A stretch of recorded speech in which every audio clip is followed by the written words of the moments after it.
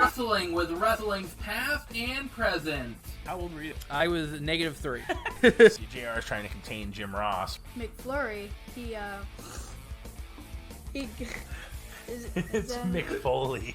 Do you see any of the aggro crag? Was any of that left over? No, unfortunately not. No? I'm taking some of that home. Definitely not is the barn burner that Leaf Cassidy and Tiger thing was, but we'll leave that there. We digress. God, I hope that storyline ends soon. And 6 to 8 weeks later, they mail you a freaking magnet. Yep. You may know him as the Red Rooster. Because it's still real to me, damn it. He kept making out with his wife. It was weird. So then, I'm waiting for them to put the Selena Vega on a pole match. And I mean, Big E's got Whale performing in his entrance, so I feel like Wale. they would. It's Wale. Wale. I don't listen to. Okay, well, I don't listen to him, so I apologize to Wale. This is in the mail, my good sir. No, it wasn't. Paul. I feel like Vince is just gonna have them team together and be like, have them called Woo Bro. Like they're just gonna be the Woo Bros. Like, anyway. Giving us a reason to come here and listen to ourselves talk. Absolutely, and And then you can listen to us too. We're off to a rough start. Strap on and balls only on wrestling past and present. This is Gangrel, the Vampire Ward, and you're listening to Wrestling where wrestling's past and present. This is Wrestling with Wrestling's Past and Present. I'm Tim Kurt. I'm Rolling Fueless. And I'm Mongo. And today on episode 78, it is all about Double or Nothing. We're going to first review Double or Nothing 2019. And then later on in the show, we're going to give you our predictions for this year's Double or Nothing, which takes place tomorrow night. It's crazy to think this company's been around for 2 years. Like it doesn't feel that way. And I think it's because they don't oversaturate the pay-per-view market. I think that's a big difference in the AEW experience versus the WWE machine is that they don't build towards next month's pay-per-view. They build for 3 months for a pay-per-view. Like, so it makes it mean more. And I don't think they could survive selling, $50 pay-per-views every month either, especially with the network. So they're smart because if you divide 50 by 4, you're almost at $9.99 a month, so it's like $12 a month, $12.50 a month or whatever it ends up being. So I think that they're doing it very smart, and it makes you excited for an actual pay-per-view again because the build is so long. So Couldn't agree more. I absolutely love that they're quarterly pay-per-views because, like you said, you're excited. Like it's Double or Nothing weekend. Like down in Jacksonville right now, this whole weekend is Double or Nothing weekend for them. So they had Friday Night Dynamite. So they were smart to incorporate. Okay, the playoffs are putting us to Friday night. So like, hey, let's do a pay-per-view weekend. So they have Friday Night Dynamite. They have a fan fest today, 12 to 5, where the fans are getting a house show. They're releasing the new figures, which if you saw on our page last night, we showed you a leak of the figures that they're going to be debuting. And then, Double or Nothing tomorrow night. So it is exciting because you have that 3 months, like you said, to build. You have that long-term storytelling where you have the blow-off feuds like they should versus, like you said, the machine where it's every single month where you don't really have time maybe to build the proper feuds, so things feel thrown together. And I think that's the machine's problem is it's just there's too much. Like I also like that, if there's a drought between pay-per-views, sometimes in June, July, we get like a Fighter Fest or we get some sort of special Dynamite, which feels like an event. So you always get that big time feel, even for a Dynamite. It's a good feeling. Blood and Guts a few weeks ago was a special Dynamite. It was great to watch. Well, and I think it also gives you time to audible too. Like if something like we were building for a month or two and something happens where someone gets injured, it's not just like throw this guy in there. It's like, hey, we can put this guy in there because, and here's why. Like it gives them such enough dynamic where like if WWE, like think about WrestleMania last year when, Goldberg ended up having to give the title up to Braun. Like there was no storyline there. It was just, we need somebody, let's come beat Goldberg. Braun Strowman can do it. Like I feel like their storylines are way less rushed because of that, if that makes any sense. No, I agree. I think there's a couple problems that you have with the monthly pay-per-views. The storylines can get rushed, but B, a lot of times you get the same matches on the pay-per-views. I mean, you even think about they just drag it out too long. You think about that, and that was a concept of WrestleMania Backlash. You're getting everything that you saw on WrestleMania, basically. So I think that's the issue. They don't have enough time to come up with something new because in a couple weeks they have to put a show together, so they just go back to what they just did. They should have called it WrestleMania rematch. Yeah, That's pretty much. If they didn't do the rematches on Raw and SmackDown, they did it on WrestleMania Backlash. Did you guys see the meme going around that showed WrestleMania Hell in the Cell? Yeah. And I think it's funny that like Vince got some. I know this AEW thing, but let's go there real quick. I think it's funny that Vince got some great idea to think like, let's put WrestleMania in the title. It'll make it mean more. No, it won't. It means absolutely less. Like it doesn't. Nobody and that's the thing that AEW has that's great is that the pay-per-views leading up from WrestleMania to SummerSlam to Survivor Series to the Rumble, those pay-per-views mean nothing. Like absolutely friggin' nothing. Like, yeah, you might have a few changes here or there, but no one gives a shit about Backlash, WrestleMania Backlash. No one gives a shit about the only other pay-per-view that might matter a little bit is the Money in the Bank. Whenever they do that, because like that's a gimmick thing where like they can get a title shot. Other than that, no one cares about these in-between pay-per-views. There's no buzz like there should be, and that's the problem. So let's get right into it. It is AEW Double or Nothing 2019. It is the beginning of this company. They did a buy-in, which is their version of a pre-show. And we start the buy-in off with the 21-man Casino Battle Royale, which the winner is going to get a shot at the AEW title at All Out. I had mixed emotions about this. On the downside, it seemed really gimmicky to me. A lot of the characters in this match, and this is their first impression as a company, and you have all these outlandish gimmicks. You even Orange Cassidy at one point made an appearance, and like he was the Sloth, and he did like the tap super kick thing. But you had you had the guy with no legs, and God bless him, he actually did really well. And everything, and you had Luchasaurus, who I grown to like now, but at the time I thought it was extremely gimmicky. But here's what I like about the Battle Royal is it's on the pre-show and it means something, and it's giving you a reason to buy the show, and it gives it a lot of pre-show matches are 2 minutes, 3 minutes long that don't mean nothing. This one has stipulations and it meant something and it meant a world title shot. So on that aspect, I really liked it. On the downside, I thought it was extremely gimmicky. Yeah, it's hard to, like Tim said, as your first match as a company, put out a guy with no legs out there and expect people to be like, yay, this is wrestling. But they were smart. They did have some names that people would have known, like a Tommy Dreamer. And, it made that a little bit better. Unfortunately, because of the situation with Pac, you had Adam Page on the free show, which, helped the match, but also probably didn't make him feel real good about it. Like, hey, my first, I'm going for the title, but I get to be on the pre-show. So, like, I don't know, how he might have had mixed emotions about that too. But, I do like how it's not a traditional battle royal and it's not a traditional, like, Royal Rumble style. Like, I like that it's like groups of 5. Like, at least that, gives you, it's a little bit different wrinkle. But, yeah, like Tim said, it was very hokey, I think is the best way to put it, like for like a debut style match or a debut for the event for a company. You might have been better off leading with Sammy Guevara, I think, in Kip Sabian. At least it would have been a wrestling match to show, hey, this is what we can, and then finish with the Battle Royal. Like, it might have made a little more sense, but again, that's nitpicking. But you kind of knew when Adam Page got the Joker card that he was the guy going over. Even if you didn't follow AEW or know these guys as much, you might have known the name, but not. And that's how I was. I knew the name, but I didn't follow him a whole lot because it was kind of hard to do. Access to some of these shows are hard, before AEW came along. Some of the Ring of Honor, some of the New Japan stuff that some of these guys may have been in the past was just hard to get access to. It was either on at weird times of the night or, overnight, or you had to pay for it. And I wasn't going to pay for guys I didn't know. Like, that's just wasn't going to do it. But it definitely said that we're going to be different, and this is going to be our spin on a battle royal. Well said. I agree. It was very gimmicky, but I think that was kind of like a big thank you to the indie fans, because a lot of this was filled with some indie darlings. Like Sunny Days, I didn't know too much about, but he's big on the indies. And then you have the WCW legend, which I'm sorry, we're going there. I can't believe you guys skipped over Glacier. WCW legend Glacier made his appearance.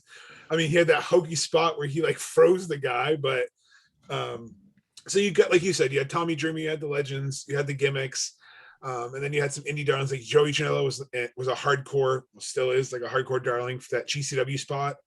If you just watch Dark Side of the Ring, where it shows Nick Gage in the back of the truck, that's actually Joey Janela dying in the truck because they jumped off a friggin' roof into a truck and to like light tubes, and basically Waste Management like picked up a route and they're like, hey, we want that truck. There's a lot of crap in there. I don't care. We're jumping in it. Like, that's literally what it felt like. And then you had Jimmy Havoc with a staple gun. And then I forgot Brian Pillman Jr. was in this. I guess because, I've been trying to follow his run as best I can, but I forgot he was in this. So it's kind of cool to see that he was here, didn't really make it with AEW, but then he's come back and now he's made it with AEW. So 2 years later, it's kind of cool to see his evolution. And like you said, Adam Page being on here, I knew him from Ring of Honor. So it was hard to watch, but again, it's one of those things where a lot of the super fans, which this was catering to, knew him. Those are the people who actually went to the shows, because that's the easiest way to see Ring of Honor is going there live. Because like Roland said, you either pay $50 for people you don't know, not really established in your eyes, or you can hope to find a local show. And up here in New England, besides Boston, there's not a lot of places that do those kind of small, in quote fingers, like Ring of Honor shows. Usually it's like Orlando or Philly or the bigger markets, which it's hard to drive to, but it was great to see. And it was a great way to show what they were going to be. And then, like you said, they kind of had to go to the Kip Sabian match to show the wrestling. So it was definitely a strange buy-in, but it was a good way to get your eyes on the card and, hey, please buy the show. And it worked. I think the other thing that it did too is it really established MJF as maybe one of the top heels in the company, because he was part of the first group in there and he's flipping the crowd off. He's attacking, I forget the guy's name, the guy with no legs. I forget his name. Bear with me, but he's beating him up.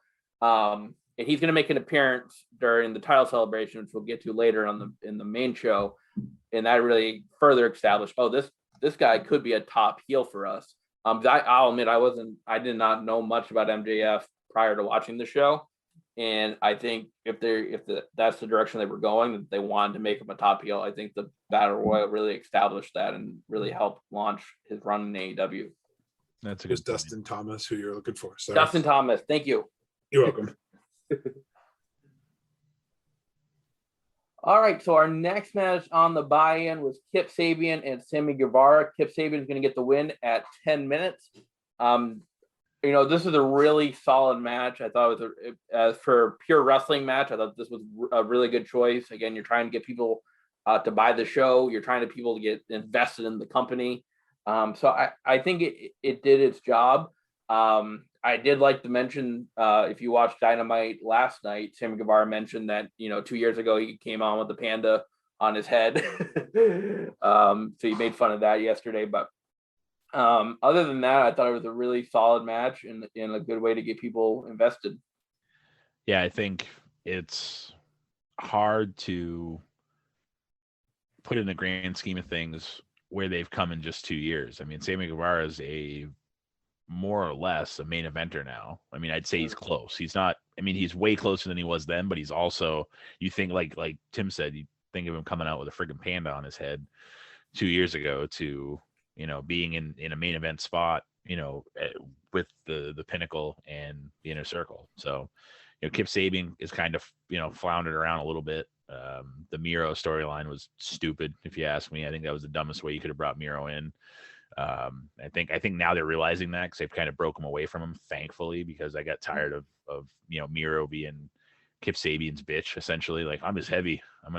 It's like, this is stupid. Like, this is the best man. Like, it's dumb. Like, that was the dumbest thing in the world. So, Kip's kind of floundered a bit, which, he's got a lot of ability, don't get me wrong, but clearly the winner of this two people in this match is Sammy Guevara being put in the Inner Circle and having this, what would amount to almost like a 2-year push to the top. No, I agree. I really like Kip Sabian. I got to chat with him a little bit on the Jericho Cruise, and he's such a good guy. And it's cool to go back and rewatch this and see how far both these wrestlers have come. And like you said, he's floundered a bit because he just hasn't found the right gimmick that's, I guess, working for him or getting over. But no fault of his wrestling ability whatsoever. And Sammy Guevara, the sliced bread he does off the top rope, or the Spanish Fly. I can't remember what they're calling it in AEW, but it was incredible, that like weird backflip thing. I know it's kind of overdone now, but they almost like float when they do it. Like it's just, I don't know if it's the cables versus the ropes, but it scares me every time. Cause I'm like, oh, please don't land on your neck when you do it, because they go like almost straight up like at a 45-degree angle and then rotate. And then I love that Kip Sabian has a lot of nerd references in his arsenal and his gear. Like the Deathly Hallows is his finisher because he's a big Harry Potter mark. And like Tim said, it's the best way to start. It showed the pure wrestling match, and it kind of showed like an old school, because Kip Sabian's very more traditional, like mat wrestling with some spots here and there, and Sammy Guevara is more of the high flyer risk taker. So it was a cool contrasting style match that worked well. It didn't look too spotty or too like many prep spots, but it felt great way to start the show, and it felt very fluid. That's what I was looking for. If I could actually talk, apologize. Would you say that Sammy Guevara is a spot panda? No, and fun fact, he paid like thousands of dollars for that thing. If you watch one of his vlogs, he talks about it. And then someone's like, oh, you ever going to bring that back to Dynamite? And he's like, no, it was a nightmare to ship. I'm like, I couldn't imagine.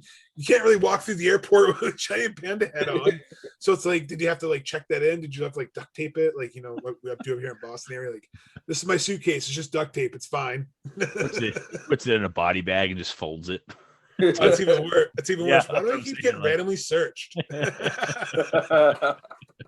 And you can't really drag a panda head through the airport. Like, he killed a panda. Like, something. It's just not going to look good either way. And then it's a double-edged sword, because then Darby sees it. Darby's like, I can do something with that body bag. So yeah, double-edged sword. So we started the actual card with the 6-man tag team match. You have SCU, SoCal Uncensored, SCU. Sorry. Rick Kazarian and Scorpio Sky getting a win over Strong Hearts, which is Sema, T-Hog, and L. Lindemann in about 13, a little under 14 minutes, actually. SCU is really hot with the crowd, so I thought this was a good choice to open up the main card with. Christopher Daniels been around. Actually, all those guys have been around for a long time. And Strong Hearts, people probably weren't as familiar. They were playing them up as from the OWE, the Oriental Wrestling Entertainment, or it was OWE. But I thought it was a great match. It was exciting, and I really liked it. I thought it was a great way to open up Double or Nothing. Yeah, it's SCU so over. You could have put them out there with like three Ralphuses, and it wouldn't have mattered who they were out there with. So to try to highlight some foreign wrestlers, it's not a bad idea. I think that with the company being in its infancy stages, they needed to put people out there that a lot of people may not have known. And if one or two of them catch on, like a Rio or somebody like that, if they actually catch on and do something more with the company, then it's a win, because the company really only had certain they didn't have the FTRs, they didn't have the Christian Cages, they didn't have the Ethan Pages, they didn't have the certain guys that have come over since. So they needed to start somewhere, and it was a smart move, because A, it probably didn't cost them a whole lot, and B, they could actually wrestle. So I think that it was a no-brainer for them to save a little bit of money to have these lesser known talents come over and try to showcase something. And it was a great match. Like Tim said, I think that they started the buy-in incorrectly, but they started to show about as good as they could have. AEW gets a lot of flack for a lot of things, and this isn't one of them, because Tony Khan's ability and willingness to work with little to unknown promotions, or in exposure terms, not saying they're like small promotions, but in exposure terms, to bring over a Rio, a Mizunami, an Aja Kong, who's a legend of Japan, to bring, sorry to go jump ahead, to bring these people in and have them showcase not only themselves around the world, but also to get that international audience on your new company. Because the big thing is Japan likes a certain style of wrestling, but hardcore wrestling fans will watch everything. So if you kind of give enough everything, so SCU, who is known in Ring of Honor and Impact Wrestling and New Japan, and then you have, the Strong Hearts, who are only really known in international market, come in, you're going to get double the set of eyes at Double or Nothing, no pun intended, but you're going to get that exposure to help get that, because you're asking $50 for an unknown company. It's a big risk. You need to put talent on there that's known in more than one market. So from a marketing standpoint, because I'm a marketing nerd, this was a brilliant move and a great way to open it. And I'm really sad SCU broke up because I forgot with the crowd how over they truly were. Because you almost forget that. I mean, they got a stupid catchphrase of "This is the worst town I've ever been in." Over, like something insulting you, they got over. It's hilarious. Next up, it was supposed to be a triple threat match between Dr. Britt Baker, DMD, Nyla Rose, and Kylie Ray. But Brandy Rhodes comes out and says she doesn't want a good match. She wants an awesome match. And out comes Awesome Kong. I thought this match was really solid. I thought I knew Awesome Kong, obviously, but I wasn't really familiar with the other ladies in the match. But I thought for Fatal 4-Way, I thought they did a good job. I texted you guys this watching it back, though. There was one line from JR that really got me laughing. It was when Nyla Rose and Awesome Kong, they did a spot with the stairs outside, and JR goes, "The big ladies are outside." Yeah. I thought, for some reason, that just made me laugh. Big ladies are on the floor. It's like, oh, JR, why would you say that? Yeah, I think they were smart to keep the match in the ring with the two, wrestlers that could go. Essentially, no offense to Nyla and no offense to Awesome Kong, but the reason this match was good is that it was spots with Kylie Ray and Britt Baker. I mean, hands down, it's the reason why the match was any good, because if the match had been 4 Awesome Kongs facing each other, it would have been a train wreck. Mm-hmm. So they were smart to, do what they did. They each had their own spots, don't get me wrong, so it wasn't bad. But anybody realize how Awesome Kong was a lot like Karma? Yeah. Weird, right? I don't understand how, like, it's very, very, maybe they're the same person. I don't know. But anyways, anybody that had, obviously watched WWE knew that Awesome Kong was Karma. So, but I think it was a cool little surprise, and I think they were smart to keep the spots to a minimum, but enough to get some of these, some of the lesser known talents over. And I think having Awesome Kong come out kind of raises everybody's excitement for the match too. So it was good timing, I think, to bring the match up a little bit.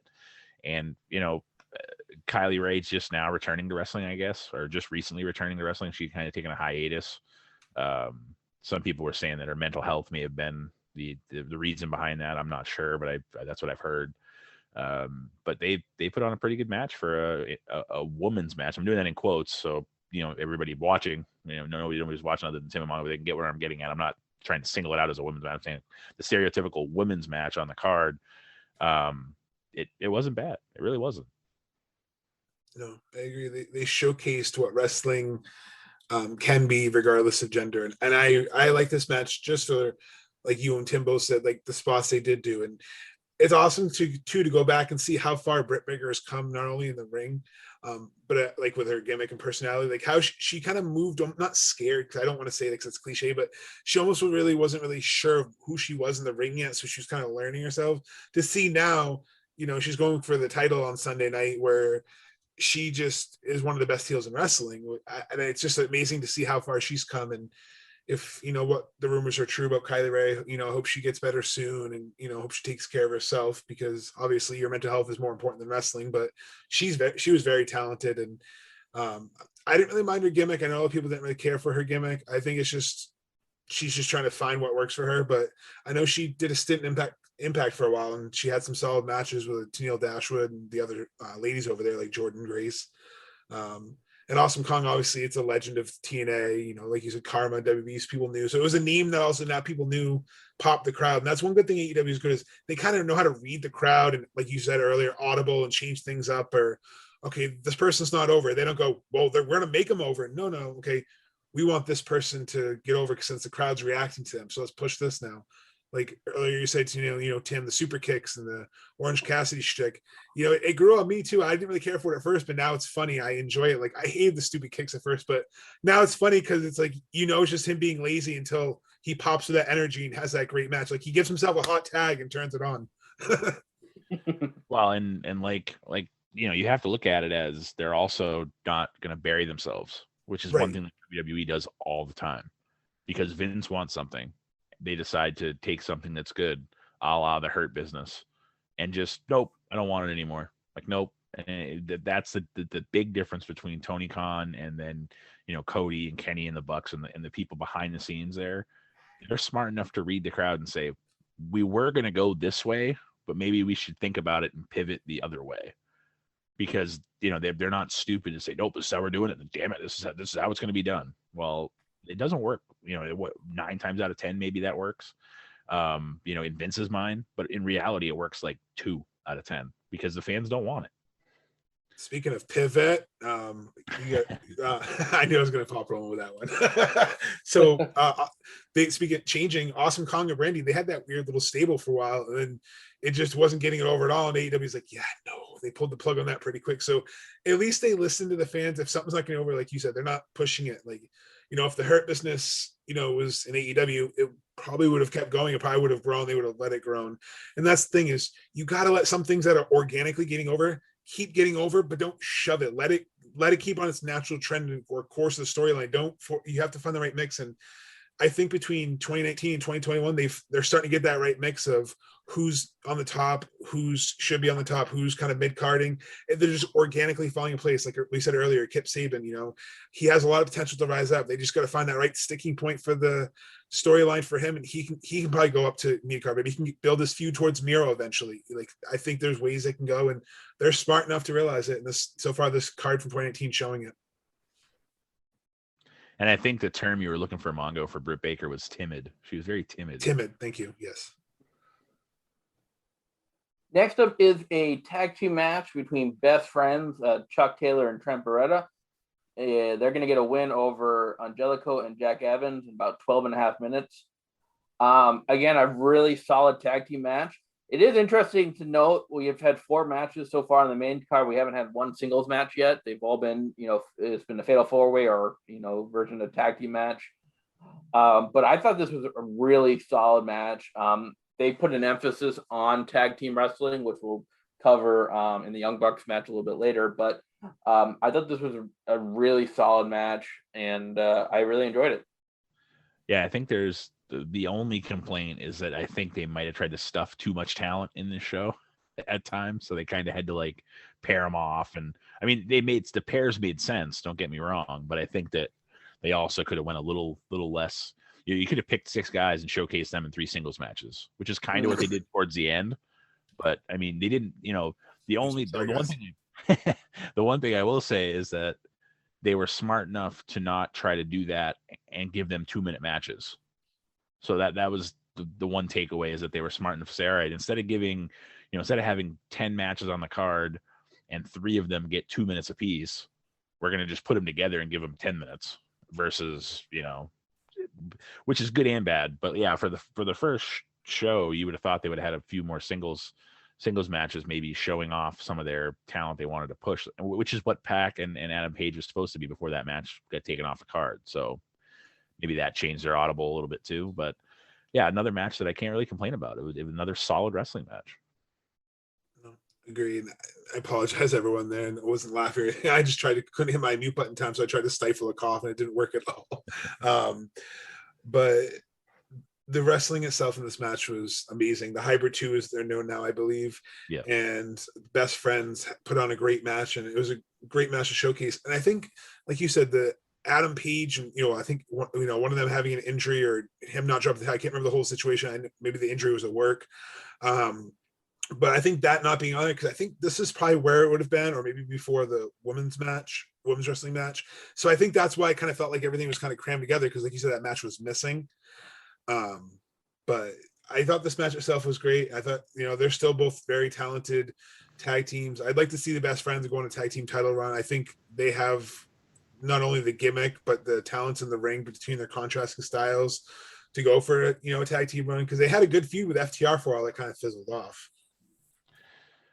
Well, and so you're saying that if Pac and Adam Page had the match, it would have been before the big ladies were on the floor. Is that what you're? I'm not going there. I'm not going there. Don't worry, JR did, and it's in for everybody to listen to. And that's one thing I will say. Like, JR defends himself, and it's kind of going on a tangent here a little bit. JR defends himself on the podcast, and I like JR. Don't get me wrong, but there's no defending some of the dumb shit you say, JR. Whether it makes sense or not, you can't defend something like that. To spit that out at the moment, it's not like he meant to say it, but like there's no defending it.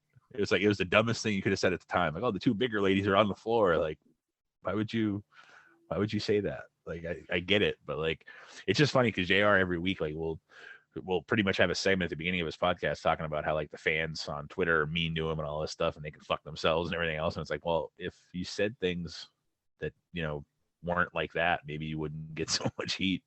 Like that time that he said that Kenny Omega was the WWE champion. It's like, Yeah. JR, like, come on. And I know he's been around, and I'm not picking on him. I just think it's funny that like he then tries to defend himself, and it's like, there's no defending it. You screwed up. It happens. Like, it's just, it is what it is. But yeah, no, I think you're right that somewhere in the middle of the card it would have been Pac and Hangman Page, and it would have tore the house down. You know, and the other point I guess I could make is it's hard because, you know, at the time, besides the main event talent and, you know, to the indie, who's really well known enough that if you put, you know, at the time, if you had put maybe Chuck Taylor versus Jack Evans in a singles match, would anyone really want to see that match? Because do you really know them besides people on the indie? So I think that was the other problem too, is they wanted to showcase tag team wrestling. So here's some tag teams you might not know, but you're going to know now. So then you're like, okay, there's 4 people in this match who can work really well together versus 2 people. Yeah. So I thought it was good to kind of keep the crowd going too, because tag team matches, usually have some more spots to get the crowd hyped. And with these 4 different athletic styles, holy moly, what a match. Like, and Helico's Lucha Libre hybrid style with like high flying and technical wrestling is one of the coolest things. Like his like armbar submission that he rolls around on the ground, it does, and some of those 450s he does, just they don't look like he should be able to do them. It's crazy. What's the show? Next up is the 6-woman tag team match. You have Hikaru Shida, Ryo and Ryo Mizunami getting a win over Aja Kong, Emi Sakura, and Yoka Sakazaki in about 13 minutes here. I thought this was a good match, but if there was one kind of let me up match or downer match on the show, I think this was it for me. This one didn't draw my attention like the other ones. I mean, it was still really good, and it's a lot better than a lot of let me up matches are, if that makes sense. But this felt like the one that was like, maybe this one didn't need to be there necessarily. Yeah, and I think again, like Tim said before the last match, it's another cluster group of just people going out there, and I get you're trying to get some of these people over, but at a certain point, put a damn singles match out there. Like, seriously, like, I don't care who it is, just break up your monotony of let's have 6 people in the ring slapping each other around. Oh no, let's do 4 this time. Let's do 6 again. Let's like, it's a weird format for the show where like it, and I get they're trying to showcase talent and try to figure out who they are and whatnot, but like Tim said, no offense to any of these women. It didn't matter, I guess, in a way. I think that even the crowd was over for it a little bit, but even so, as it went on, they were kind of just like, yay, let's go to the next thing. And again, it's too bad because some of these performers are, you know, well known overseas, and then a couple of them have, you know, kind of made a little bit of a niche here with AEW. So, you know, going back and looking at it 2 years later makes me feel a little bit different about it, but not enough to say that this was, you know, the greatest thing in the world, clearly. So No, but I think it did its job because they got 2 world champions out of it. You got Shida and Ryo, and then Ryo Mizunami just fought, you know, Shida last pay-per-view too. So at least you got some, you know, star power out of it to showcase. But again, this is another one I just feel was just to get that international market, because Aja Kong is a legend over in Japan. I mean, she's actually made some sporadic appearances in U.S. promotions too, but I think she's been going since the early 90s. I could be wrong, so I'm sure somebody will fact check me. But she, I think, was there just kind of bring in that international market. And then Shida and Ryo had signed with AEW at this point, so I think they were just trying to get them kind of the rub from the veteran in the match, kind of get them showcased. But like you said, it was just hard because it was a just their kind of match because it wasn't a lot of known talent at the time. Going back, I can appreciate, you know, the build of it, but yeah, it's a match that going back doesn't feel like it really fits where it is on the card. I guess maybe that could have been, no offense to it, maybe the opening match or a match to kind of get the crowd going, I guess. Aja Kong debuted in 1986. Thank you. Okay, so wow, when I was born. Same with me. Yeah, but you weren't that far off. You said the 90s. So, I mean, but still, she's 50 years old. So she debuted when she was, what, 15? Wow. That's crazy to think about that. Like, I mean, she was born in 1970. So yeah, she debuted when she was 16 or 15, depending on when it was. Like that's crazy just to think about. So That's a hell of a career. she's definitely been around for a while, and it's cool every now and again when they're able to give her, a little bit of a spot, because at one point before, and this is going way off the rails, at one point Bruce Pritchard sort of like debunks her or won't support or doesn't support or doesn't know or pretends he doesn't know. When Medusa had the title, when she was Alundra Blaze in the WWF, they were supposedly building what they thought was for an Aja Kong match. He swears it was Bertha Faye, but what that just shows you how long ago her name was relevant, because that was in like the mid 90s. Mm-hmm. So that right there is just crazy stuff. Now things really pick up here. We have 3 more matches to discuss. This next one is the brother versus brother match between Cody with Brandy and Dustin Rhodes. Plenty of time here, 22.5 minutes. I can't, there's not enough good things for me to say about this match. I was in awe of it then, and watching it back, it was just a joy to watch. It's not for the faint of heart. I mean, if you enjoy color in matches, you're definitely going to like this one. But for just storytelling and pure wrestling ability, it was awesome. You had Dustin, who's on his last ride, supposedly, and Cody, who wants to kind of put him out of his misery. It was just an awesome story. There's a spot, Dustin's bleeding profusely. There's a spot where Cody takes his blood and wipes it on his chest. I mean, that's just such a powerful moment in the match. This one, honestly, we've done this is our 78th episode. This might be my favorite match that we've covered on all of the shows that we've done. I think this match made it so hard for AEW, because when you start with a match like this, how do you get better than a match like this? Mm-hmm. And that's the one critique, is that once you've set the bar this high, what do you do after that? The storytelling, the match, the beginning of the match, where when Cody comes out, he smashes Triple H's throne, essentially. Oh yeah, I didn't even mention that. Just the whole storytelling here was fantastic. I don't. That's the one thing that I don't know if they realized what they had, because this match might be the best match. Well, I'm going to say it is. It's the best match they've had in AEW history, I think, in their company, and they had it on day one. So, like, you've kind of pigeonholed yourself a little bit to, unfortunately, and it's great for fans because they try to live up to this match. So, like, they've had some bangers. Don't get me wrong, but how do you top that? I don't know how you do it. And that's the unfortunate thing for Dustin and Cody, is that, they had this banger of a match at their first show. And it's just, and I get it, it's like a underhanded compliment, but it's true. I like Tim said, this very well could be, if not the best, one of the best matches I've ever seen, ever. Between storyline, between emotion, between the match itself. This match, will live on. We did, for our anniversary show, we did, our favorite matches, from different eras. This match is easily one of, if not the best match of the modern era. Hands down. It's my favorite match too. It definitely, if you had a Mount Rushmore wrestling matches, or if you, which I hate that term, so I don't know why I just said it, it would be top there for me. It would be in AEW. It's my top match. Like you said, they set the bar so high, but I think they're able to play off it well, because it's this, like you said, the storytelling of this. This is what they were supposed to have in WWE. This was supposed to be their WrestleMania match that Vince said, we're not going to do. Nobody cares. Nobody's going to want to see Dusty's kids go at it. Well, guess what?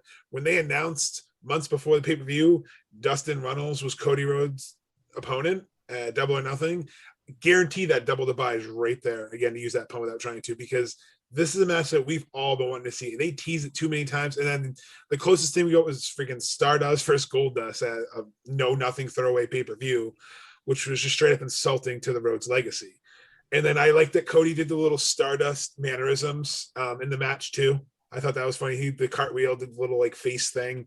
I like that Dustin did some of his little gold dust gimmicks just to kind of pop the crowd. Like he went to go do the Shattered Dreams, and Cody took the turnbuckle off.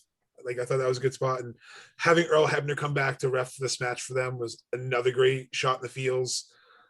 Everything about this match, I mean, the pure technical wrestling aspect of it, the selling, the storytelling, the color. This is what they should use to train wrestlers. This is what they should show wrestlers at pro wrestling. You want to be in pro wrestling? This is the build you need. This is the match you need. This is what you need for color. If you want to do color, this is how you tell a story in the ring. This is how you sell, work a body part. This is how you do a high spot without making it look over the top. This is how you make emotion into your match. The blood white. I mean, they made action figures out of it, you know, available on Ringside Collectibles. The Blood Brothers 2-pack. Mongo, are you gonna forget that your boy shows up during this match too? When Brandy was oh yeah, DDP, when he carries her out. yeah, I was gonna say you can't forget your boy DDP. Of course not. You gotta throw the diamond out. Bang. You know, it's like I said, it's so hard. Anybody that watches this match and then shits on it is a piece of shit. Plain and simple. Like this match was, any wrestling fan, you can show a non-wrestling fan this match and they'd be like, holy shit, what's going on here? Like that's what this match is about. And anybody that thinks this is a okay or a bad match can go out behind the barn and do whatever they want to do.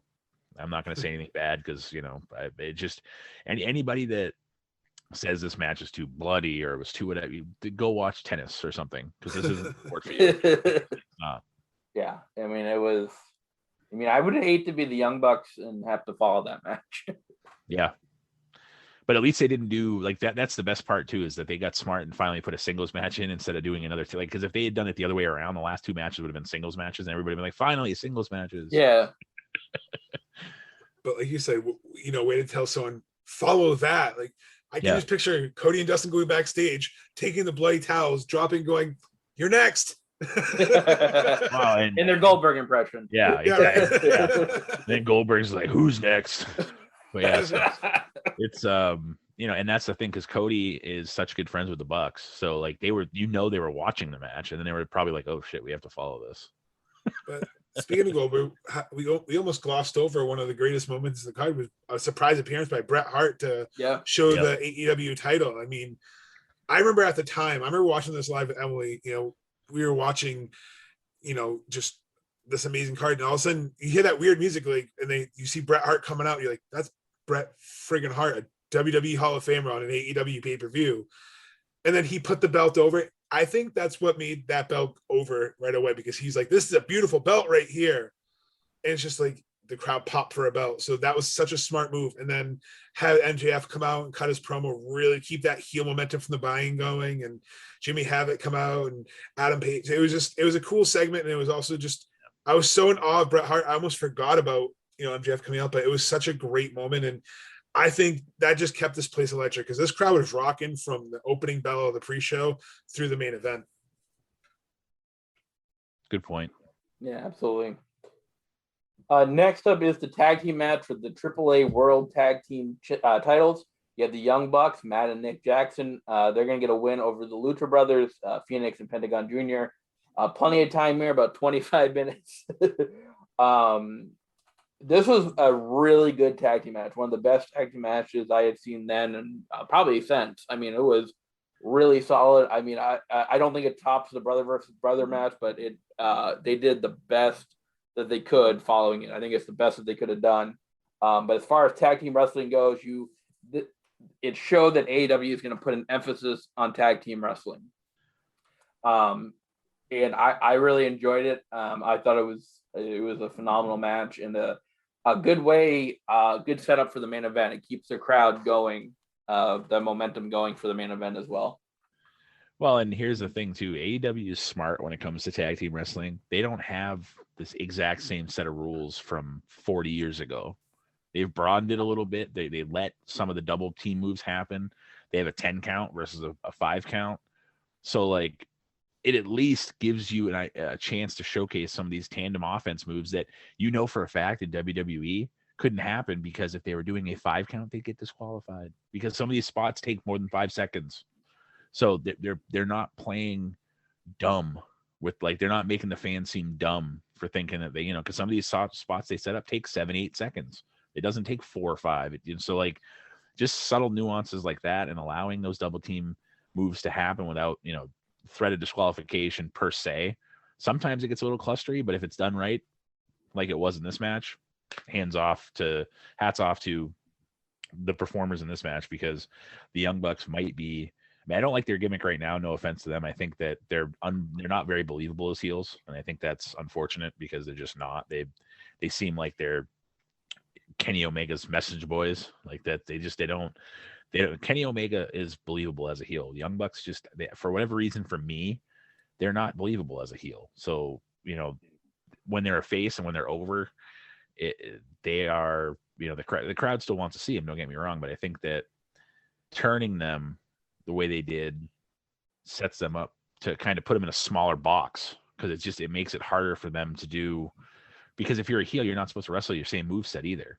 But a lot of fans want to see these moves. So I don't know, it's weird. But this match itself, it definitely didn't live up to the Cody and Dustin match. But I don't think you could have picked another match on this card to follow it to keep the momentum going.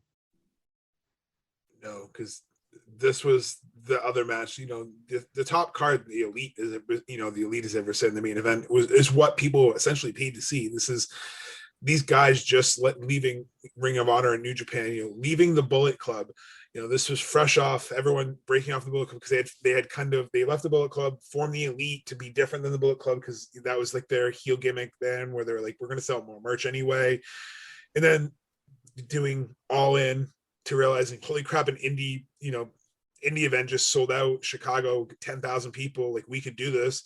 Tony Khan wanted us to do this, so let's do. So leading to the birth of AEW. So this is what people wanted to see. So it definitely helped that you had the Young Bucks, who were the most over tag team in wrestling at that point. Like you said, besides their gimmick not really being a big fan of, are still one of the more over tag teams today. And I just think that they're kind of setting themselves up to get that mega face turn since the crowd's back. I think they're doing this because they're getting very flashy again. So when the crowds are back, they can get their ridiculous gear that they do, like the gear they wore for this show with like the white and the red fringe, very toyetic, but it's really over the top. So I think that's what they're doing now. Is they're a heel. You kind of hate them, but they're going to have a big face turn maybe at the end of the summer pay-per-view, All Out. Maybe they're going to have a big face turn in Chicago to kind of get that crowd going again. Who knows? But like you said, it's a weird way to go. But this match showed that they can wrestle, and that Lucha Brothers were there to stay, because this introduced me to the Lucha Brothers, and I absolutely loved it. We have made it to our main event. It is a singles match, and the winner is going to face Adam Page at All Out for the AEW World Title. You have Chris Jericho and Kenny Omega here. They go about 24 minutes with Chris Jericho getting the win. I thought it was a solid match. I thought it was a good way to end the show. You're closing with the name that everybody knows in America with Chris Jericho. And you're closing with Kenny Omega, who, is well-known overseas. So I thought it was a perfect way to end the show. I thought it was a solid match. And I thought the right person won. I thought they were going to put Kenny Omega over, but I thought the right person won, because you're going with the established star to carry AEW in its infancy here. So I really thought it was a good way, a good main event. And I'm glad Chris Jericho got the win here. No offense to Jericho or Omega, but how do you follow the Cody and Dustin? Yeah. Like, that's the unfortunate thing, is that they were in a spot where no matter what they did, everybody was still going to talk about Cody and Dustin. But this match was still really good. It was a great match. I think looking back on it, the only other way you could have booked any of this would have been to have given Jericho the title right from the get-go and had him been Tony Khan's boy versus the Elite's boy. Like, that's the only other way you could have booked this. So they booked it perfect, because how else, you don't want to give the title to somebody, but if Tony Khan's your owner per se, and you have, he's the money, wouldn't it have been something if Jericho had been given a belt by Tony Khan, and Tony Khan was kind of that heel, like, this is my guy. And then the Elite was, the EVPs essentially sending Omega to face Jericho. That's the only other way this would have worked in the way that it did for Jericho to go over, because like Tim said, you need to have the established guy go over to jumpstart this promotion. If you had Hangman Page win that match against Jericho, who knows where they'd be? And that's no offense to Hangman Page, but that year-long run that Jericho had with the belt made the company, and not single-handedly, but made the company because of the name of Chris Jericho. No, it definitely, you have to have the vet carry the strap, because it's like Tim said, you said, it's in its infancy. Hangman Page would be a great champion in Ring of Honor, would be a great champion in Impact, but this is a new company that's not established. If you had given him the title, it would have probably maybe turned off some of the casual fans who don't really understand, who he is or what he is. So it's not a shot at Adam Page whatsoever, like you both said. So it was the right move to have Jericho go over in this match. And I like from the get-go that Jericho was burning his WWE bridge. I like that he made fun of his gimmicks on his entrance. Like, I thought that was such a cool entrance with all his different personas, in the spotlight. A little weird because one of them was out of place. Like, the light jacket should have been before the one on the list, but that's just me nitpicking. But I thought it was cool. And then it's weird not to hear the crowd sing Judas, because unfortunately it was us Jericho Cruisers on the second cruiser started that tradition, so it was after this. But Roman's rolling his eyes at me. Tim just did the ha-ha to the fans that listen to us. Ha-ha. Was he there? I was there. He just Richard. No, that's one thing I'm going to be proud of my wrestling legacy, is that I was on board that second cruise where we just randomly broke into Judas, because it's a vacation. That's why it started. We were all, having a little bit too much adult cocktails. We're on a floating ship going away from Miami in the sunset, and we're watching wrestling. So obviously we're going to be Bahamas, excuse me. So obviously we're going to be, chanting and singing. So that's how it started. It was basically all of us sing it, and he acknowledged it by pointing, but he was a heel, so he was trying not to be happy about it. Well, that's that was when they started doing it in shows too. Like, Jericho did his best to not be like, yeah, he tried to play it off like, fuck you guys, why are you singing my song? But like, in his head you could see he had like that half smirk going, like, yeah, that's right, you guys know, like, you get it. But yeah, thanks for hijacking the boat, Mongo. You guys started a trend. Because without that, who knows if that would have ever happened, I know, and it was really cool, and it was really cool that last night at Dynamite to hear it again. The clip's making the rounds too, so if you didn't watch the show, it's making the rounds, where Jericho's legit almost crying last night because like the fans are full force singing his song, and it's incredible. And I think that's the only thing that's missing going back to watch the match. It's weird not to see it because it hits you in such a feels, it gets you pumped up for a Jericho match. But it's just weird that, you go back to this match and it's almost like Judas without any pomp and circumstance. He's trying to come out as like his Painmaker gimmick from New Japan. But overall, it was a solid match. I like that the surprise debut of Mox, at the end of the match. Like, I thought that was cool because I jumped out of my friggin' chair watching this when it happened, because he had just left WWE and he was like, I'm not going anywhere. And he seems like the wrestler that's not going to play the whole Twitter game of, I'm not signing anywhere, but he secretly did. He seemed more like he was his own cat, and he was like, no, I'm done wrestling. So I thought he was just going to go like farm somewhere in Las Vegas and never show up. And then, so he just showed up and you're like, oh, we're going to get John Moxley and Eva. This is freaking cool. Well, and can you blame him though? Like, you have a guy who was just in WWE who left on probably the worst terms ever for a character. Like, when he came back, he gave Vince all these different ideas, and they decided to put him in a fucking gas mask. Like, come on. Like, seriously, he there's no way he could have retired on that. You know what I mean? Like, even though he might have teased it or been like, I'm done with wrestling, like, in his head, he probably was like, a gas mask? Are you kidding me? Like, this. I don't want to be remembered for that. So yeah, definitely a cool spot to have him come out and, show the fans that he was there and he wasn't going to be screwed around with. I mean, it definitely was somewhat expected that something was going to happen, but I don't think a lot of people expected it to be, the former Dean Ambrose. No, if people want to hear good insight of his WWE run, Chris Jericho did a podcast with him right after he left WWE. So if you didn't think Vince was a big piece of shit before, listen to that interview, and you'll definitely think so. Because spoiler, one of the big reasons Moxley left WWE was they wanted him to joke about Roman Reigns' cancer, which I don't know in what universe, in what human anyone thinks a joke about cancer or any type of illness of someone's body is funny, but it's not. Joking about mental illness or cancer or any type of disease, it's not funny, and it's something a 3-year-old would do, and you'd wash his mouth out with soap. You're talking about a guy who went out of his way to call up Jim Ross to tell him to watch Raw because the main event was going to be the last segment of Raw was going to be Vince playing a doctor pulling stuff out of JR's ass. Mm-hmm. Like, come on, like that's who you're talking about, and that sums it up. I mean, that's, you know, it's funny because I want to like Vince, and I, you know, you keep hearing these good stories here and there, like the, you know, some of the stuff he's done to help some of these, you know, like the Trevor Murdoch thing, trying to get him there before Harley Race passed away. Like that thing was kind of cool. Like, hey, he did what he could to help out and whatever. But then you hear these stories of like the Moxley thing and like JR putting in his book about how like Vince went out of his way to call him at home after having the surgery that he could have fucking died from, to be like, I think you're gonna like the show, pal. I hope you watch. It's gonna be good. And it's like, no, it's not good. There's nothing good about that.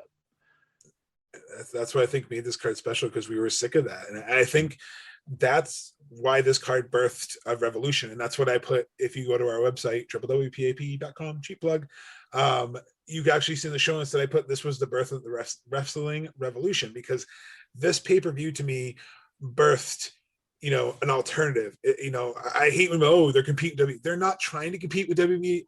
They're just natural competitors. So obviously people are going to assume it.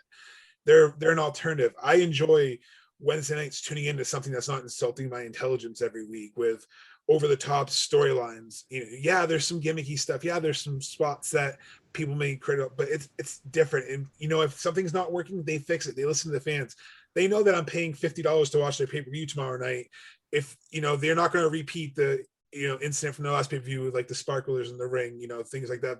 They're going to try to deliver, and it's the first one with crowd, so you know it's going to be a good show. And that's what makes a difference. Is Tony Khan doesn't want to have to be on camera 24/7, 365. He'll do his spots, like, you know, get himself over here and there and promote the show because he's a promoter.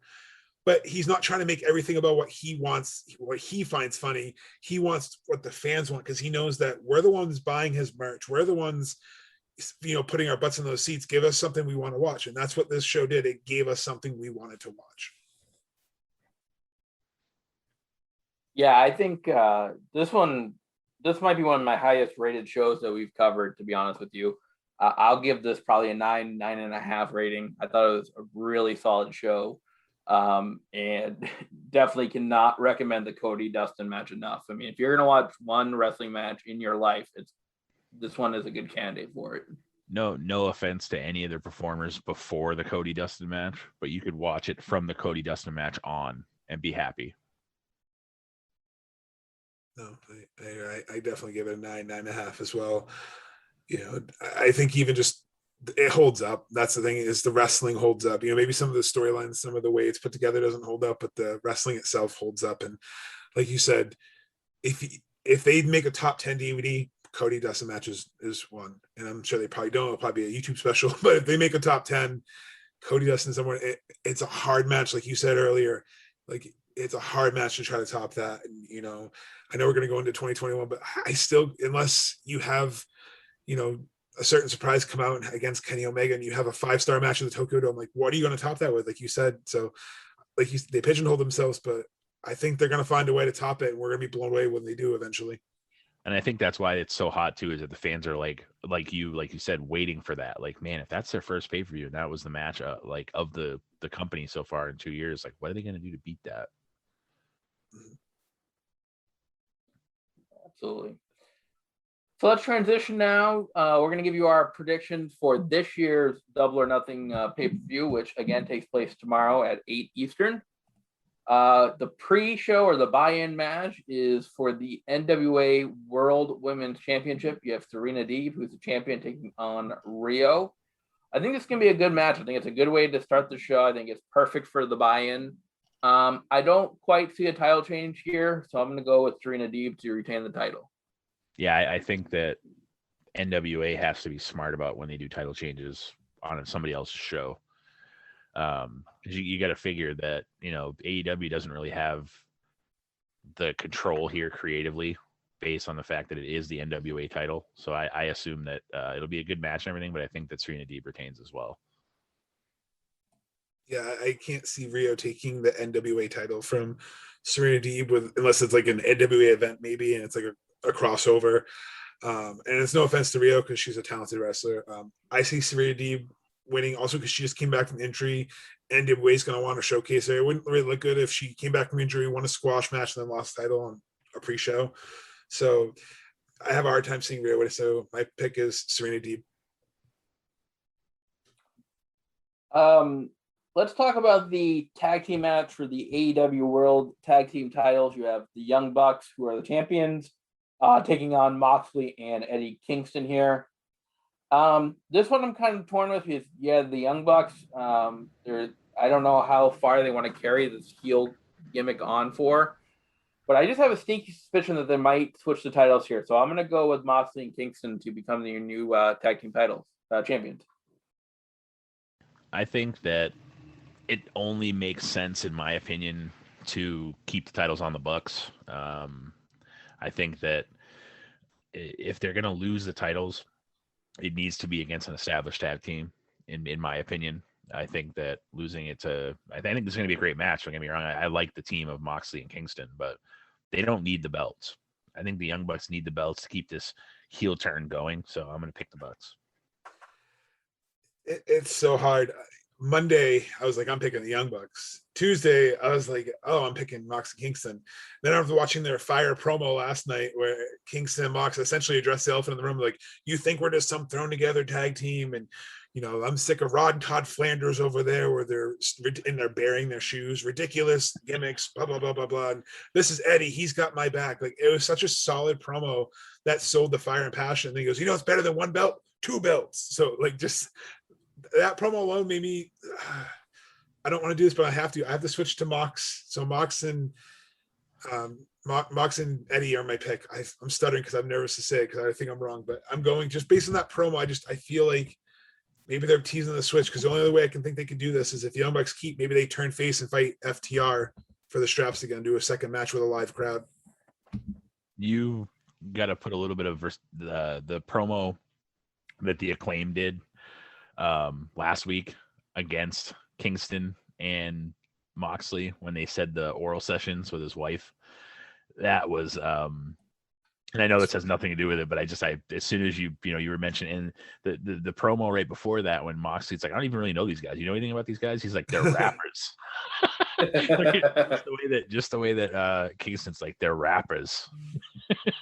But sorry, it made me giggle thinking of like certain things because they've been over. So I mean, I honestly could see them winning, but I don't. They just did a heel turn, and you know, figure the Bucks really haven't had the belts that long either. They've had them for a little while, but not super long. So you guys could be right, and if you are, I'm glad you are, because I think that Moxley and Kingston should stay together because they seem to be the right amount of comedic relief and the right amount of ass kicker. So yeah, fight me if you don't think Eddie Kingston's one of the best talkers in wrestling right now, because his promos, like, I wasn't a fan of his wrestling at first because he had to kind of grow on me, but that whole New York asshole shtick he's got, like and some of the things he comes up with just says it's absolutely hilarious. Like, I don't remember which promo it was, if it was when he was feuding with Moxley, last year, when he was saying so, like, I have this shirt, I have the shirt, there's stains on the shirt, those are my stains, I don't know what they are, but they're not. And I was like, what the hell?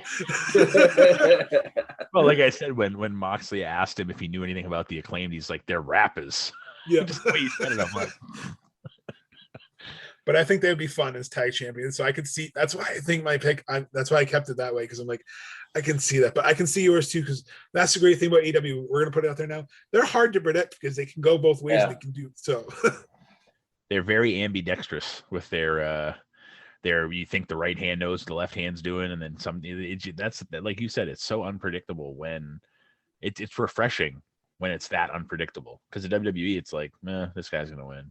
This guy's gonna win. Well, but then the false finishes work, so it translates well. Because I'm gonna more believe that if there's a lot of false finishes tomorrow night with this match, where Kingston kicks up at like 2 9/10, it's got to be believable that that could have been a loss or a win, because you're so invested in this match and they invest you in the characters. And like you said, they don't put the predictability. They don't like tease their storylines or have their Hollywood writers leak storylines like, well, they plan on doing Cody versus Dustin 2 at next year's, and then you see them setting up from a mile away. Right. No, they don't really talk about their storylines that much, and that's what's good. So since you don't really know where they're going, it makes it more unpredictable. So you're not behind the curtain as much, and I kind of like that. Did you catch the prediction that Mongo just made, Tim? You're making me look bad. He just said you better believe. Oh, you believe. Yeah. I don't think he meant to, but who knows? Who knows? Next up, we'll talk about the other tag team match. You have Sting and Darby Allin against Scorpio Sky and Ethan Page. Scorpio Sky off his recent heel turn from SVU. Ethan Page, who recently debuted. I still don't think you make Sting lose here, though. It's his first match in front of fans since his WWE days. It's hard for me to say that Sting would lose here, so I'm going to go with Sting and Darby to win. This is probably the hardest match to predict because you have two kind of young and up-and-comers. I know Scorpio Sky's been around for a little while, but what do you gain by beating Sky and Page? Like, what do they gain? You know what I mean? That's the thing is that, we faced Sting and Darby. Yeah, but you lost. Like, you don't gain anything from that. And Darby just lost the TNT title. Maybe this is a way for, Sting and Darby to happen. I don't know if that's where they're going with this. I don't know. But I think for some reason, I have to go with Page and Sky. I don't want, like you said, I think that, Sting in front of the live crowd and, maybe this is setting up for turmoil between Sting and Darby. Because Sting was already a little bit critical of Darby defending the title the way he was. Like he's been with him, but he's kind of been a little bit critical of him, defending it the way he was and being reckless and losing the belt to Miro and all that stuff, which is kind of like a same storyline of Cody losing it to Brody, ironically enough, if you think about it. When Cody had the TNT title, they were all, he's so reckless. He's defending every night. He's doing all these matches. He's getting beat up in them. He shouldn't be in these matches. So it was kind of like a parallel storyline. Long answer made short is I think that Sky and Page are going to win. Again, like you said, this is a hard one because there's so many different directions I can go. But for the sake of quick answer, I'm going with Darby and Sting. And I think the reason is it's hard to have Sting lose, even if he doesn't eat the pin in front of a crowd, because this is his first match in front of a crowd since he got injured against Seth Rollins. No fault to Seth Rollins, but this is his first actual match. So I feel like that in itself is pretty much guaranteeing the victory in my mind. I think that maybe this is teasing Scorpio Sky and Ethan Page splitting, because I don't think they're meant to be a long-term tag team. So maybe this is going to be a way, like maybe Ethan Page turns on Sky or Sky turns on Ethan Page, or they cause each other to lose and it sets up a feud for them to feud. And then, maybe Sting and Darby do still split up, but we don't know because they can tell us they're going left and they're going to go up. We're like, okay, we didn't expect that. And that's what makes it hard, is because if they have the young guys win, I could see the dissension happen between Sting and Darby. I could see maybe something happen where he's getting mad that, you're careless. I'm trying to teach you and you don't care. You're reckless, like you said. You're relentless. Yeah. Well, and that's the thing, that both of these, the Sting and Darby match and then the Mox and Kingston match, my heart wants Moxley and Sting to win these matches. Like, that's how my heart. I'm trying to think, and I might be the one that's wrong here, but I'm trying to think what would make most sense for the business. So, like, I'm trying not to pick with my heart because that hasn't helped me before. But that was also a lot of WWE stuff, which who the fuck knows which way they're going with it. But so that's what I'm thinking. Like I said, don't get me wrong. I would love it if Moxley and Kingston win, and I would love it if Sting and Darby win. But I don't, for whatever reason, I don't see it happening. If you tell Vince to go left, he goes, "Can I do it 4 more times? I like doing the same thing over and over." He's like, if I go left 4 times, damn it, I'm right back to where I was.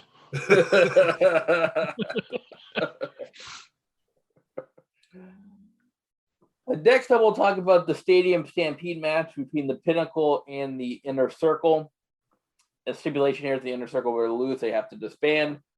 I'm going to go with the Inner Circle here just because I think they made it kind of obvious on Dynamite last night, because they did a whole celebration of the Inner Circle with Eric Bischoff coming out, showing the highlights of their best moments and stuff like that. So they're kind of teasing, this could be the end, kind of be the end type thing. So I think it kind of makes it obvious. You're like, it makes it too obvious. I think they're going to win and keep going. So I'm going to go with the Inner Circle. But this should be really entertaining. I'm really looking forward to this one. This is another one of those ones that's hard to pick because the Inner Circle's had like a roughly a 2-year run. So it's not like if they were to disband, it'd be the end of the world. You have, how much MMA fighting is Hager going to be doing now as the world's opening back up? So how much is he going to be available? Jericho, how much more wrestling does he actually have in the tank? Guevara, they've made him. He could now go off for the TNT title or go that way. So, and then of course, Santana and Ortiz, they were already a tag team before they joined the Inner Circle, so they could do, so like I could see them breaking them up. I really could, but it's so hard to predict because I don't think it would be smart business to break up the Inner Circle yet, but I could see them doing it. So, I think based on what happened on, I almost said Impact, what happened on AEW Dynamite last night, I think you like Tim said, they kind of almost gave it away that the Inner Circle's not breaking up. So I'm going to go with, and plus the Pinnacle won the Blood and Guts match. So I think case of 50-50 booking, I think you have to pick the Inner Circle here. Nope, that's who my pick is. So we got my pick right now. We got the Inner Circle, baby. I'm sorry, I can't see them breaking up. I think they just turned them face. They're too hot of a faction to break up. All your points are valid, Roland, for why they could. I'm not trying to downplay that, obviously. Well, no, and I still picked the Inner Circle too. I'm just saying that if there was ever if there's ever reason to doubt them staying together, I mean, with the world opening back up, you don't know how much Hager's going to be there, and they've established Guevara enough, so they could, but I don't think they're going to either. So no, I know. I was going to say I'm in consensus with three. I definitely, I think Inner Circle. I think this will allow the Pinnacle to kind of also get those cheap heat moments. They can damage, but I think this will also show that the Inner Circle had to go to war and had to do everything. So I think this is gonna be a brutal match. I can see with Jericho's old school mentality, and now it's gonna be more alive. It's gonna be less cinematic, so less filmed ahead of time. So you're going to be curious if it's probably going to be like a big brawl with a lot of spots, but maybe they're going to finish in the ring. I could see someone like Sean Spears eating the pin so that you're not taking away too much on FTR. And no offense to Sean Spears, but he can afford to eat the pin because he's getting there, but he's not really Tony's going to, but you can't make MJF take the pin. Wardlow is going to have to do spots with Hager where they just destroy each other. So yeah, it's Inner Circle on it, but I think it's going to be probably one of the more fun matches tomorrow night. And Tully will be involved somehow.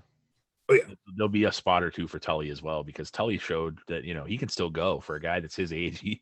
He's impressed recently when he got in the ring there, and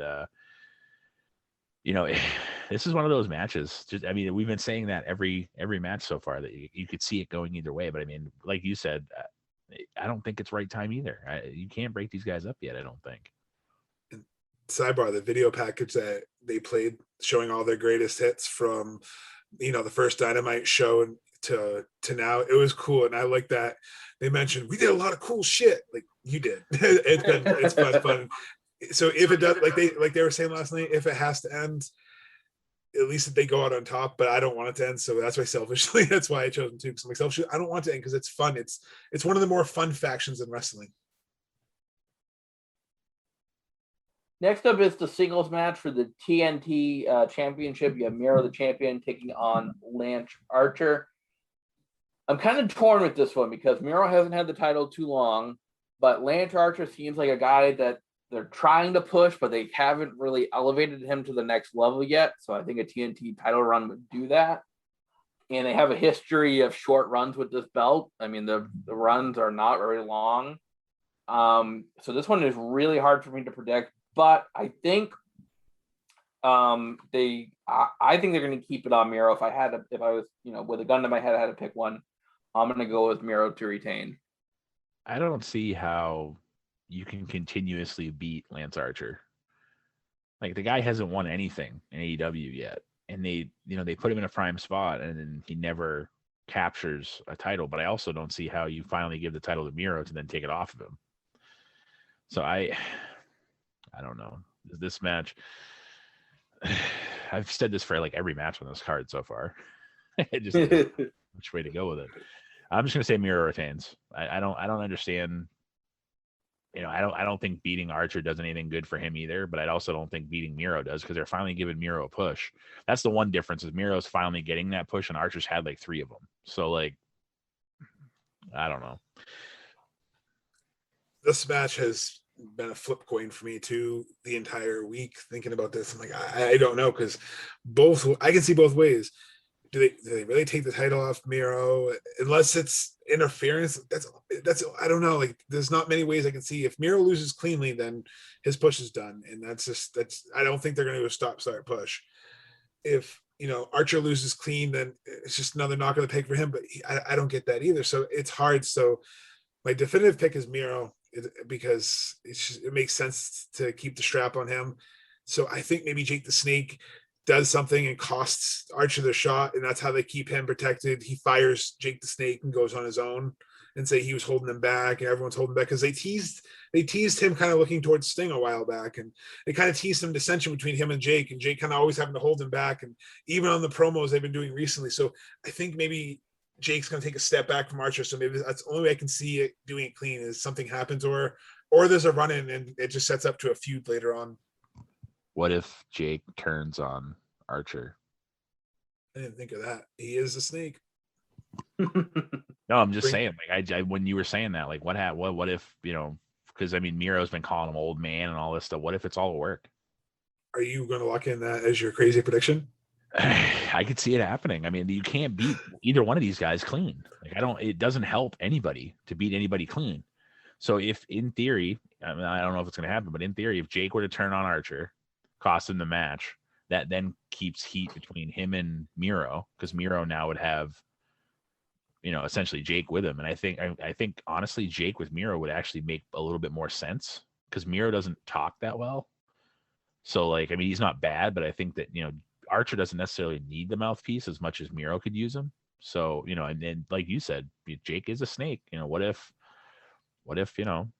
he says, you've had better part of a year with me and you've done nothing, and just, turns and says that Archer's a failure and all this stuff. And I mean, I could see that happening too. So.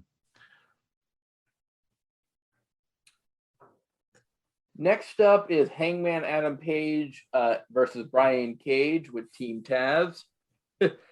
Again, yeah, with all these matches, it's kind of a toss-up, but I'm going to go with Brian Cage here just because I think Team Taz needs some sort of momentum. They had the whole feud with Sting and Darby, and Sting and Darby went over. So I think Brian Cage can get the win, and I think it's going to elevate him a little bit. So I'm going to go with Cage here. This also could be the last match where Cage is in Team Taz too, in my opinion. They've been teasing that off and on for like 6 months, it feels like. Mm-hmm. The dissension within Team Taz with Ricky Starks, and Starks is injured right now. Hopefully he comes back, a speedy recovery with the broken bone in his neck or something. I mean, that's crazy. But when's the last time Hangman Adam Page was beaten in a singles match? On Dynamite a few weeks ago. Well, I mean, like a legitimate, like, pay-per-view, like, I mean, other than the match we just talked about when he lost to Jericho for the title, after, he won the Battle Royale and went to, I can't tell you the last time he's lost a singles match in a big man spot. I can't. For a while, he was in a tag team with Kenny, so he hasn't really had that many either. So I don't think it's tough, because I don't know if they're trying to make Hangman that upper tier star, because if they do, beating him's not going to help him. But they also need to do something with Brian Cage. Like as soon as Tim started reading this, Mongo did the old flip flop with his hands on it. Yeah. I don't know. If only the FTR title was on the line. That would, FTW. Yeah, sorry. Yeah. If only that was on the line, I would say which way it was going to go. It'd make it so much easier. Man, I don't know. I'm going to go with. Man, I kind of want to say that this is going to be it for Cage and Team Taz, but yeah, I'm going to go with Hangman. So I'm going with my gut, and I also did this because I was flip-flopping. Like, this is the one that I really like. When we started this recording, I was like, Hangman. When we got midway through, I was like, Brian Cage. But now I think that's literally how much this one is. But I'm going to go with my gut. I got to go with my gut. So who better? I'm going with Brian Cage. I think Dark Order comes out. I think Dark Order tries to help and interferes and costs Adam Page the match so it protects him. So that's gonna be my crazy pick tonight. I think that because he says he's got dark friends, to quote the Garth Brooks song, he's got dark friends in dark places. Maybe these friends accidentally cost him the match, and it kind of sets up a feud or a tension between him and the Dark Order again. That him to just leave them in the dust because he doesn't really need them. So I think this would also go kind of get them out of the picture for him. I love the Dark Order, obviously, don't get me wrong. I don't think they need Hangman Page. They have Colt Cabana as their big single star. Boom boom. Colt Cabana. Next up, we'll talk about the Casino Battle Royale for a future world title shot. Again, this is really a toss-up too, because we don't know who the last guy is to enter the match with the Joker. But it looks like the rest of the names are announced. I'm going to kind of stick with my theme of the previous match and kind of go with a Team Taz member getting, a little bit of a push and a little bit of momentum for Team Taz. So I'm going to go with Powerhouse Hobbs here to win this match. This is tough for me because, obviously you have a 1 in 21 chance of winning. So it's almost like picking a winner for the Royal Rumble. I think that it's first of all, I could see the 21st man being the Big Show, being Paul White. Yeah. I could see that. I don't know if there's going to be a bigger surprise per se. Like, I don't know if there's going to be somebody that hasn't been there yet or not, but hopefully it's not like a Ethan Page surprise where like anybody's like, who's Ethan Page? No offense, but who is that? Dude, I don't know. I don't even know.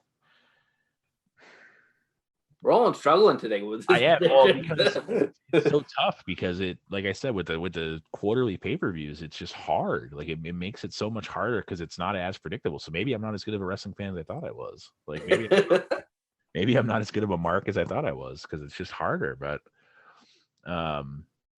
like I would like to say Christian Cage, but like at what do you really push him for the title this early? Like I'll just pick Christian Cage. Shut up talking for a little bit. I was going to say you're going with the group consensus so far, and also cheap plug to mention on our Facebook page, you have until tomorrow, which is Sunday the 30th at 6:30 p.m. to enter. Please make sure that if you are on our Facebook page that you're liking the post, entering the the contest with all of your choices and commenting down and sharing it. We already have about 15 responses, but we only have about 10 people who've told me to enter. So I just want to make sure. I did send an email to you guys, so please let me know if follow the rules. Yes. Follow the rules. But this match is on there. I did put other sections, so if you guys have a mystery opponent, you can put that in there too. So after that cheap plugs over, I'm just going to go ahead and say I think Andrade wins this. Ooh. Because they are fighting in August at the AAA pay-per-view for Kenny's AAA title. So I think that Andrade is the surprise interest and he wins. That's going to be my prediction. I'm going completely out there. I know, but because I think it makes sense storyline wise too, like who could face Kenny and be somewhat believable. Like now he gets a title shot against AEW and he gets his, like, so not saying do another two title on the line, one match thing, but it also sets up, he has to defend him twice against this one guy. Like, will he be able to win both times? But realistically, if he's not the surprise entrant, then I'm gonna have to go with Chris Cage. But Andrade is my pick. You got to pick two people. Why don't I? Well, it's hard, like you said, the whole Mystery Man thing. But my pick for the record is Andrade. We should have to pick like what group of 5 the guy comes out of, and if one of those guys win, we win. But yeah. Next up, we'll talk about Cody Rhodes and Anthony Ogogo in a singles match here. That's a fun name to say, Ogogo. Wake me up, Anthony Ogogo.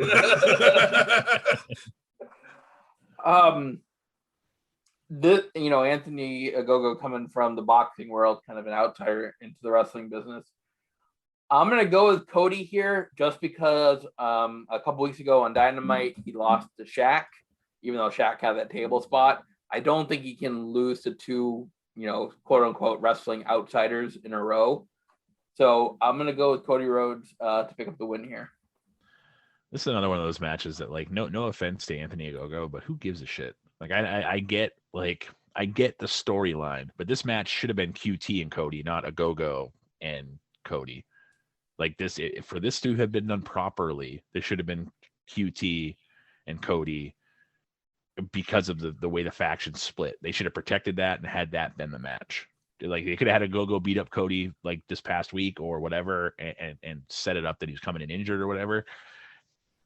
But like I don't, no offense to Ogogo, but I don't care. Like I have no vested interest in Anthony Ogogo. I don't like his character. I don't like the fact that he just comes in, punches a guy and leaves. Like I get they're playing the boxer thing, but like to me it's just this is one of the only things I don't like about AEW right now, is that for some reason they have this hard on for a guy that doesn't even wrestle per se.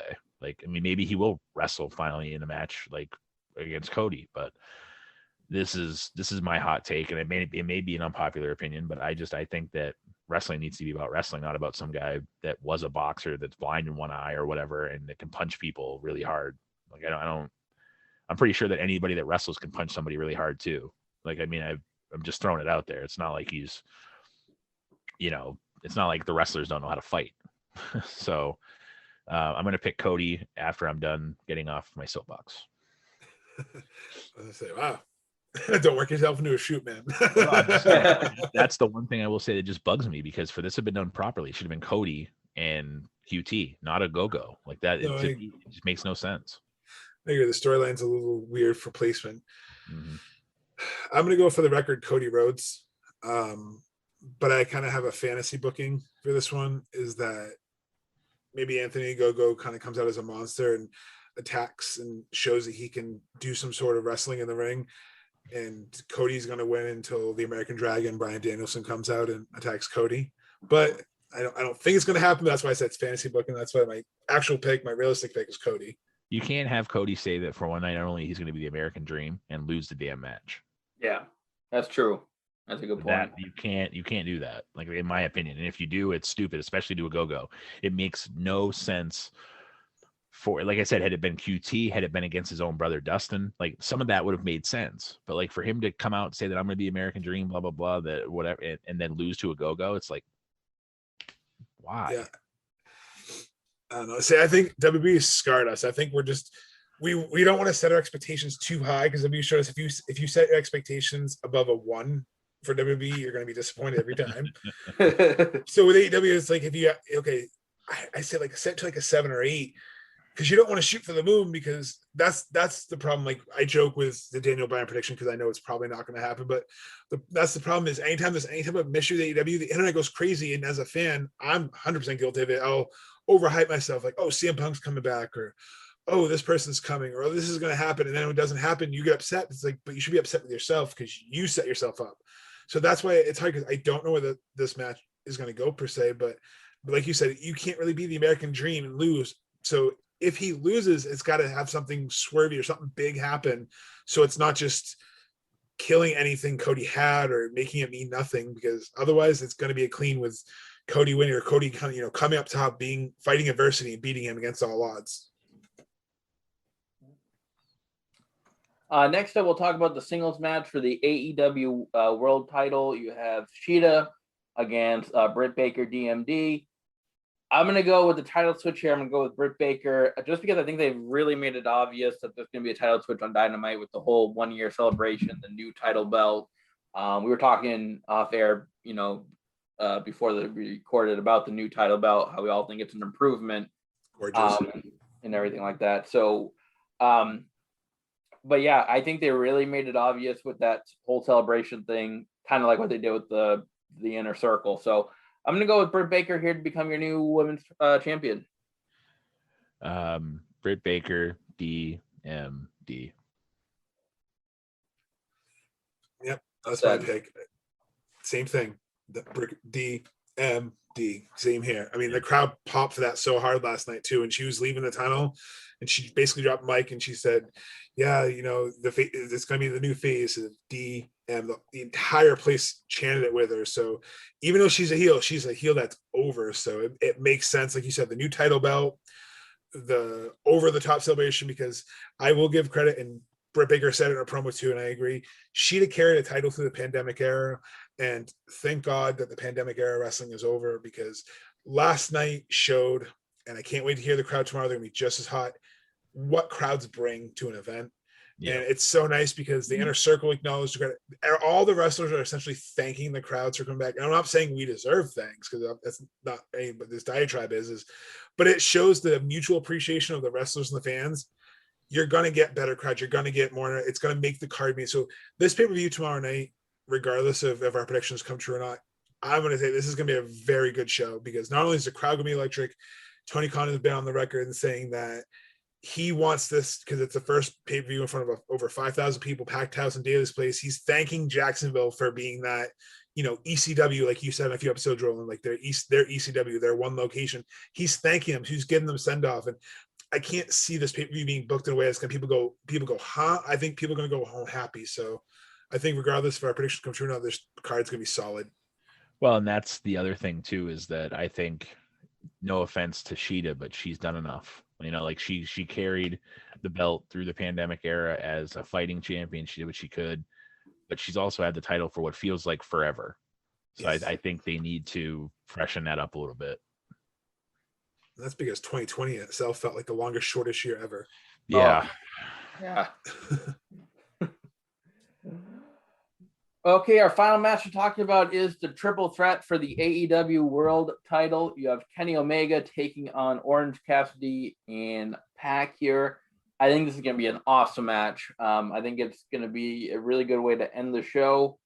But I don't see a title switch here. I'm going to go with Omega to retain because I think they're going to keep this kind of chicken shit kind of character going with Don Callis for a long time. And I think the title reign is going to be a long one as well. So I don't see a title switch happening, so I'm going to go with Kenny Omega here. For this Kenny Omega character to be done properly, and I know Tony Khan and these guys don't listen to our show, but for this to be done properly, he is an AEW wrestler. He needs to lose that title last. He needs to go on a losing streak of I lost this title, I lost the Impact title. Then he has to be clutching that AEW title. I'm not going to lose this title. That needs to be the one he loses last, and it's not going to be tomorrow night. So I agree. I think that this match, if the Pac Orange Cassidy match that they had a while back was any indication, or if the Pac Omega clashes they've had have been any, this match is going to be a probably a half hour of just extreme high spots, technical wrestling. This is going to be a fantastic match. So yeah, I think that Kenny Omega retains. Yeah, my official pick is Kenny Omega. The dude who once drew through North Carolina is going to come out on top with the title. It makes sense too because I love Orange Cassidy. He's one of my favorite wrestlers. Like we said earlier in the show, I love his gimmick. He's so athletic. If you watch him, and people who make fun of him don't realize, it's actually 10 times harder to make it look lazy and easy like he does. Because if you kind of watch some mechanics, like when he's doing the nip up, his hands are in his pockets. I don't know if people know about gravity, but you have more weight to the ground. That's more lift up. So he's got to do it. Also, not break his freaking neck like Kurt Angle in the Olympics did. Well, and that's the thing. Like the stuff he does with his hands in his pockets are insane. Yeah, and I like you. I can't wait. This match is going to be absolutely solid. It's going to have fun spots, but I don't know who's going to eat the pin for Omega. So I don't know if it's going to, because if he hits the one winning angel, he has to, because he's been selling that move like it's game over. Like he's never lost. He's never lost when he's hit it. If he pinned someone. So who eats the pin though? Do you have Pac eat the pin and kind of look like he's being kind of pushed down the ladder? Do you have a red hot Orange Cassidy take the pin? Have them take some. Like that's the only thing. Like how's it going to end? What if, hear me out. This has never happened before, ever. What if he stacks them on top of each other? Like Pringles? I'd probably cringe. Hey, you can get a new T-shirt out of that. I hope he does that. I hope he does that in one spot and they both kick out. I hope they play on that, stack them up and pin them crap. I hope that if they were smart, they would halfway through the match, he tried to stack them and pin them both and they both kick out. And he's like, it worked, but yeah. I will say, do you know what would have been really sick? Kind of going a little bit backwards, but it is somewhat relevant. When Britt Baker wins the title, it would have been really sick is if she took the older belt and she kind of just threw it at the announcer's desk and made Tony Schiavone give her the new belt, had her debut it that way. And then because her action figure is one of the ones really have the guy come out and give her a prototype action figure. So she holds up her action figure and her title and just smiles for the camera.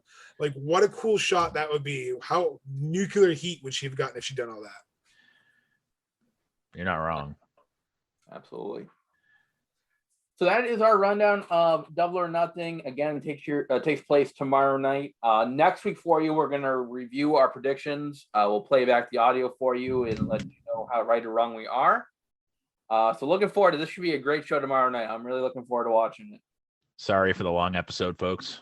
But yes, this was a really long episode. But we actually talked about doing 2 different episodes, but we figured we may as well just put them together. We usually do our prediction shows separate, but we figured where we were covering the first one that we may as well put them together. So I agree. And we also want to thank, we got another great 5-star review. So we want to thank Mercari Stinks. Couldn't agree more on the name, by the way. The review says, knowledgeable and great pace to keep you entertained. Listening to them makes you easily relive some of the most famous matches that made wrestling what it is today. Perfect for relaxing at home or trying to get work done. No junk and no filler, just pure wrestling talk. Well, we definitely appreciate that. And, we want to thank everyone who listens, and please make sure that you're liking and following and subscribing and help us beat these stupid algorithms that don't let our show get out there as much as it could.